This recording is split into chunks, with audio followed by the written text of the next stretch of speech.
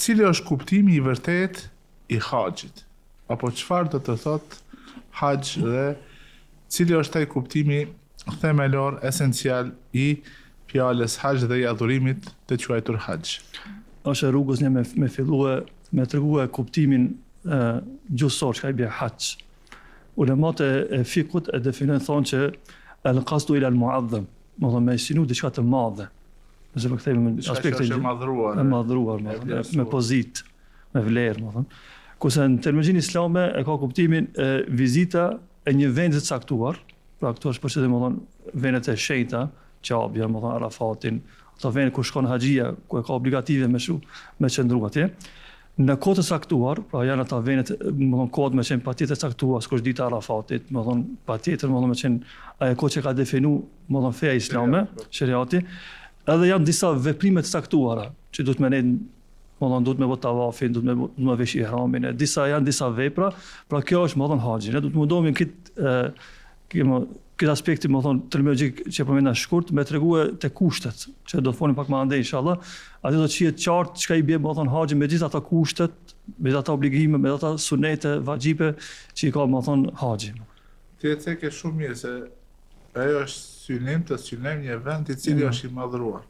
Dhe kjo vlen me i përkujtu krejt ata që janë jetë plenë, që Allahu ka mundësuar që si vetë që të punojnë pakës me niyetin e tyre, sepse këtë vepër çdo vepër tjetër që është pjesë e shariatit tonë duhet ta bëjmë për hir të Allahut subhanahu wa taala, sepse ato vende me të vërtetë i ka madhruar dhe i ka bërë të shenjta dhe të madhruara Allahu subhanahu wa taala. Nga aspekti i dispozitës, ne dimi se në islam, në fen tonë të bukur islame kemi dispozita që janë prej veprave të preferuar deri tek veprat që janë obligim, që janë farze. Cila është dispozita që ka të bëj për haxhin, apo që është dispozita e haxhit si një adhurim i veçantë? Dietarët islam duke bazuar në ajetet kuranore dhe hadithet e pejgamberit alayhi salatu wassalam, thonë që kryerja e haxhit është një ndër obligimet e prejma, një ndër farzët e prejma me Kur'an dhe me Sunet, që është vërtetuar që duhet me kryer një herë në jetë. Një herë kemi obligim në jetë me kryer haxhin. Nga Kurani kemi disa ajete, edhe në hadithe kemi disa hadithe, një ndër ajetet më kryesore, ajeti kryesor që flet rreth kësaj çështje që është obligative, Allahu thot në Kur'an në surën Al-Imran, "Walillahi 'alan nasi hajjul bait."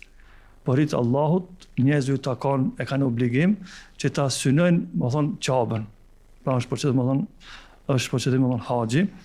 Por do thonë jo për çdo kan me nistata ile sebila, ai që do thonë ka mundësi, i ka kushtet, i ka rrenet me shkuë, do thonë tek kjo Qabë, tek kjo shtëpi e Zotit subhanahu wa taala.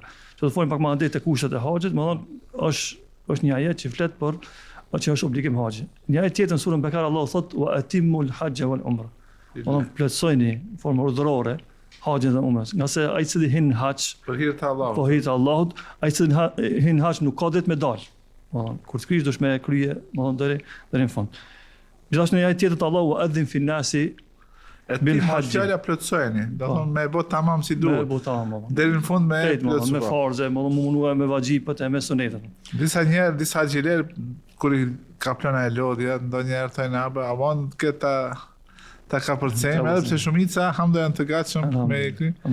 Por është shumë e rëndësishme që krejt etapat e haxhit ti plotësojmë deri në fund. Po. Në një tjetër është përmendur wa adhin fi nasi bil hajj, po lajmëroju thirrje njerëzit po me kry haxhin. Edhe kjo është një ndër ajetet që flet që haxhi është obligim. Kjo thirrje është obligim i Ibrahimit alayhis salam. Po, është përcjellë tek ummeti jon, i pejgamberit sallallahu alaihi wasallam, e kemi ajetin kuranor në surën Hajj, më thënë ajetin 22. Pra këto ishin disa ajete që Allah përmes këtyre ajeteve na jep mesazhin që haxhi është obligim, është shtydhja e Islamit. Kur e ka bërë këtë thirrje Ibrahimi alayhis salam, Mekës ka pas njerëz që kanë jetuar. Edhe transmetohet se ka pyet si ti thas njerëzit kur askush nuk më dëgjon. Subhanallahu. Allahu subhanahu wa taala ka marrë përsipër edhe ka bërë që Mekën ku kryen edhe rrethinën e Mekës ku kryen shumica apo kryesisht krejt obligimet e haxhit ta bën vend drejt të cilave domethënë i lakmojnë apo i dëshirojnë që të vizitojnë zemrat e njerëzve. Do të haxhia, më thonë, ai që nuk shon hax drejtohet Qabës 5 herë në ditë. muslimoni e ka lidhur Si ka zemrën. jeti, wajal afidatan Po. min an-nasi, Po. bëj që zemrat e njerëzve të anojnë Në nga qabja. nga qabja. Që Subhanallah. ti